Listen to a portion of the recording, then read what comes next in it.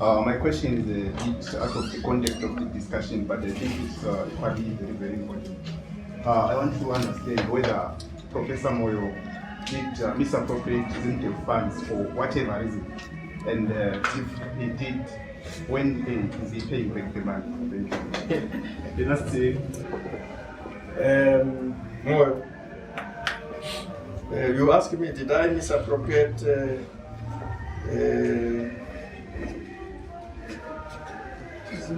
Zimdef, or did you say Zimdef funds? And if so, when am I going to pay back? No, I did not. And that's why I'm here. And I will remain here. You and some other guys might try to, some guy or somebody was saying to me, for quite some time I was really not getting it. Sometimes I also suffer from delayed reaction. So somebody kept saying to me, there's some people there who used to work with you who are always singing some song, one song that is on the charts these days. I said, what song? He said, so they're saying this song, and what are they saying about it? He says, this is a song that has become very popular in Chikurubi.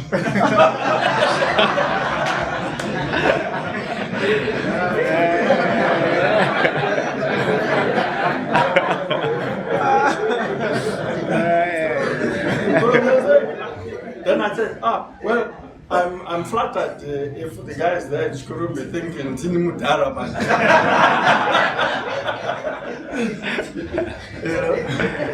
So I guess they are very disappointed, Look, history is full of lots of examples where some people who have the worst background, real proper thieves, start imagining enemies, and they start thinking, these people think they're clever. Let us find ways of, in Narada they say, kuswipisa, make them dirty. And they, while you are busy working, and believe me, we work very hard. We don't have time to engage in corruption because we work 24 hours. 24 hours, and there is evidence out there. We work very hard. And we've been doing it for quite a long time. But while we are working, these guys will be busy putting fugitives in this organization, a convicted criminal in that organization, and this. And then, one day, when you are least expecting, these fugitives come running and say, come on, our country deserves better than that. We can't have thieves. Some of them have 30 million British pounds stuck there. 30 million, not $400,000. 30 million British pounds. And you ask yourself, it's in Britain. You ask yourself, how did this guy get 30 million British pounds? What work does he do? And the guy who has 30 million British pounds stashed there wants to say, giving properly, using my discretion, these chiefs for their village headmen and their village heads, so that they can interact with their communities, is personal benefit to me, or is corruption, or is theft? In terms of which law? Which law says that is a crime? Just because I didn't give his community those bicycles, it's a crime.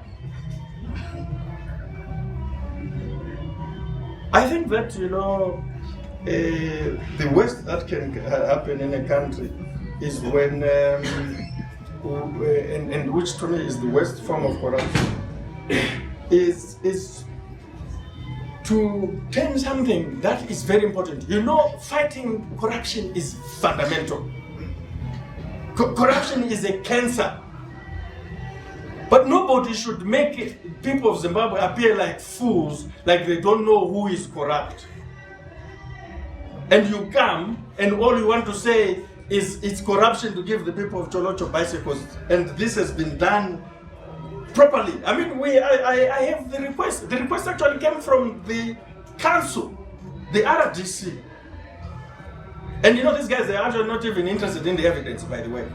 They're interested in their allegations, and as far as they're concerned, you are guilty as alleged.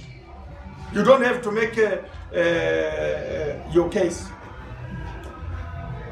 The allegation is the evidence. Now that's corruption. It's like a guy coming and say, "Oh, you're sleeping with your neighbor's wife."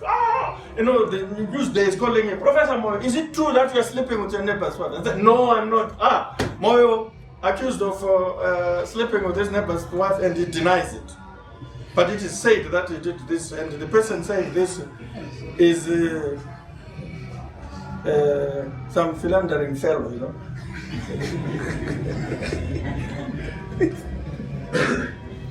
You know, this culture, that just someone, you know,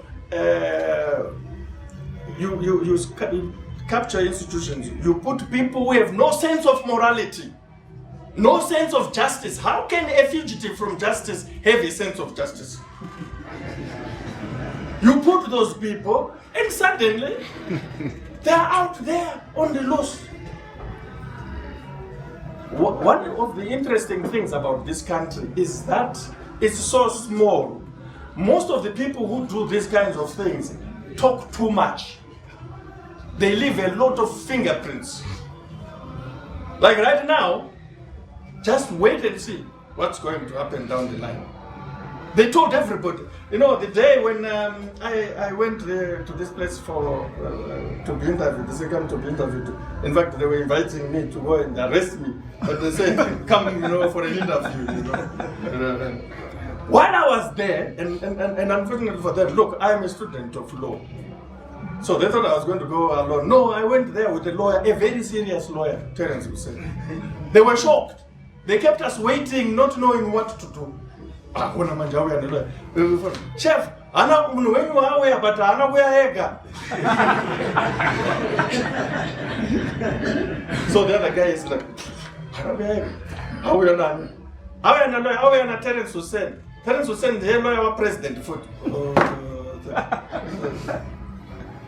They were unhappy that I went there with the lawyer because they have a scheme. And when we went inside, they started by saying, "No, I went there with my guys." They said, "Oh, you know, can you remove these people?" And I said, "No, they're always, you know, here with me and so forth." And I said, "No, you know, if it's about protecting you, we will also protect you. We are officers." I said, "Protect me in a cell? You are crazy." So, then we said, "Okay, let these guys go." They go. They said, "You know what? We just want to interview you, and we don't need your lawyer here." I said, "What? You better be joking." And I didn't even have to answer much. Graduations where I'm the minister, and where my president, who is the chancellor, is presiding. They write in their newspapers, it took Zimdef for money to do that. Can you believe these guys? And then because they are so determined to, in their view, nail him, and they think, you know, people believe anything. In the middle of this, they say Zach, and they say Zach. All the stories, Zach. So they say, Zach says that Moyo stole 2 Prados in 2014, and they're investigating this. And the Prados were bought while they were brand new. Moyo just snatched them, saying he's going to fuel them, and he has not brought them back until this day. And they are saying this. Their permanent secretary is driving one of the Prados, and their deputy minister of information is driving the other. And they are putting this in front page. And you want me to pay back that? Why don't you ask me, when are you suing, or have you sued this guy? You're asking me, pay back what? What rubbish is this? You know? Listen, they chose a wrong target, because I am going to fight them all the way. You know, abanye bateza but Lord, Imamba Pagas. You don't do this kind of thing and expect to get away with it. You need pay back. You know, and the other thing that they said, which is of interest to you, this guy says that there is a journalist who got $9,000 and he's having a press conference. $9,000. I want to tell you, nothing of this sort happened. Only a fugitive can say that. There is no journalist and there will never be any evidence to support that. Never. It's impossible. They can't even create it.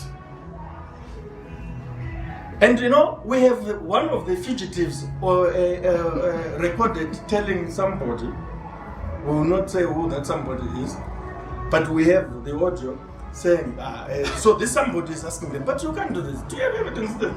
No, as nabasa is rolong was to piece a chat at Amburara talking.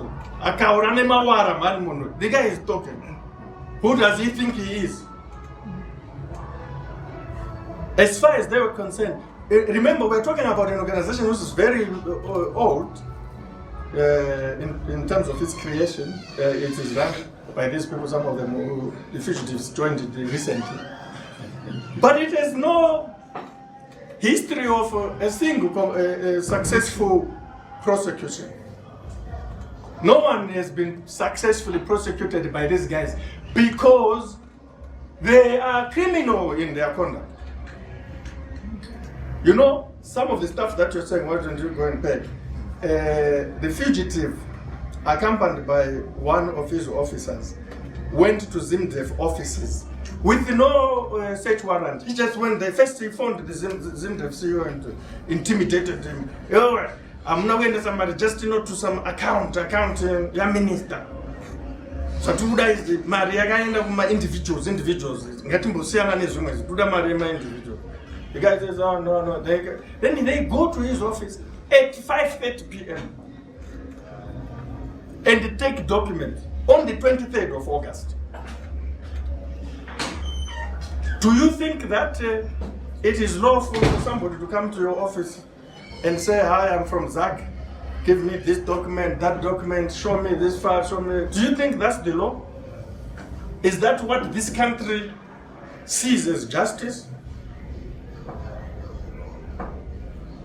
One thing I can tell you, I have 100% faith in the judiciary of this country.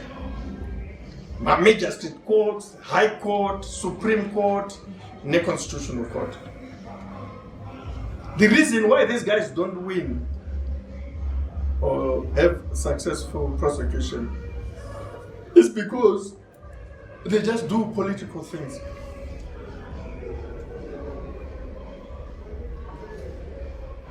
I have faith in the system. And I can tell you, if these things, they're now in the courts, they're now in the judicial system. I also have faith in the historiographers, not the historians, my archivists, well, no archivists, not really historians. Historians tell stories, I want to never. But the archives don't lie. I have no doubt that the full story about this will be told because some of the people involved in it have been too careless for their own good. You will be shocked about what has been happening and who has been involved, what they were saying, why they were doing what they did. I mean, if a guy is going to lie that there is a journalist who took 9,000, there is no such journalist and no such evidence. And then one of the things that surprised me, you know, they first came to our ministry on the 29th of July with some warrant. And it listed some companies, you know, there was Zimdef, and then there was a company Fuzz Technology, there was a company Wisebone. I was seeing those companies for the first time in terms of a conscious reflection and learning for the first time who they belong to. You know, they have this fanciful story that, hey, you know, the minister and the deputy minister were doing this using the deputy minister's company. I didn't know that is the deputy minister's company until they served the warrant. Nobody disclosed to me that that is the deputy minister's company. So how do I connive with someone using a company that I don't know until the policeman knocks on my door and say, this company is for so and so? Oh, really? Oh, that's interesting. Sure. Oh, yeah. You know.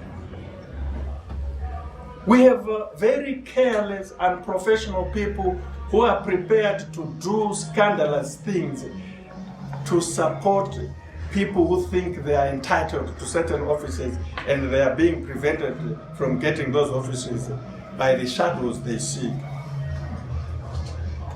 They're prepared to do scandalous things. And that's why, in the end, because we know what they do, you know, we don't have a road in Cholocho, or from the road from Bulawayo to Cholocho, or when you're in Cholocho, you're going to Pelanda, in various places there, the roads are not there. But some people have roads that are tarred up to their farms, and they didn't pay for those roads.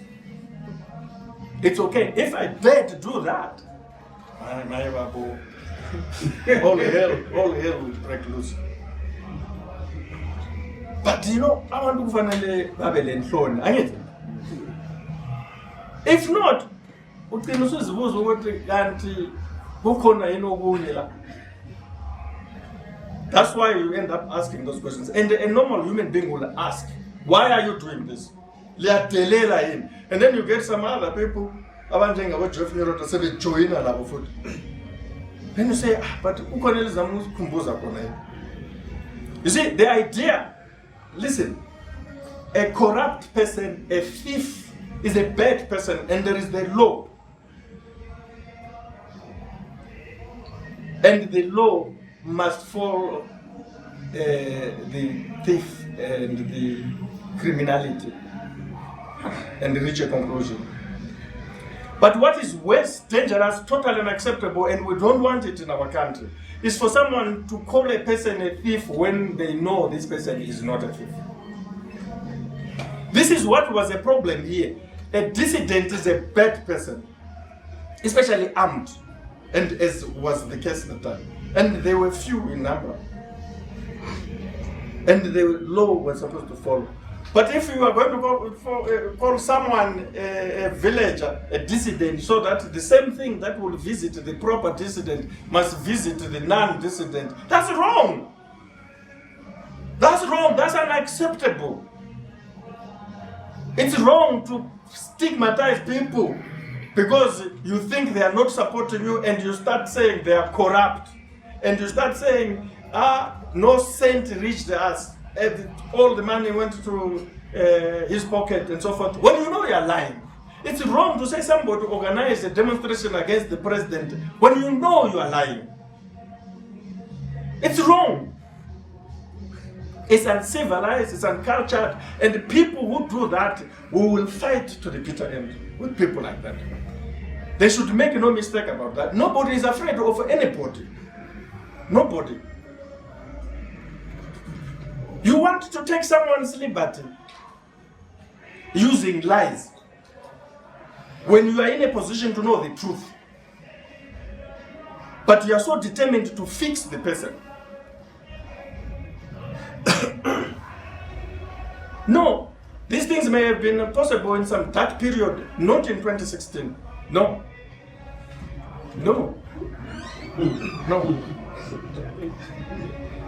It will not happen. We will not do these things against them, and they must not do those things against us. No. Some of us work very, very hard. Very, very hard. And what they did was also designed to derail STEM.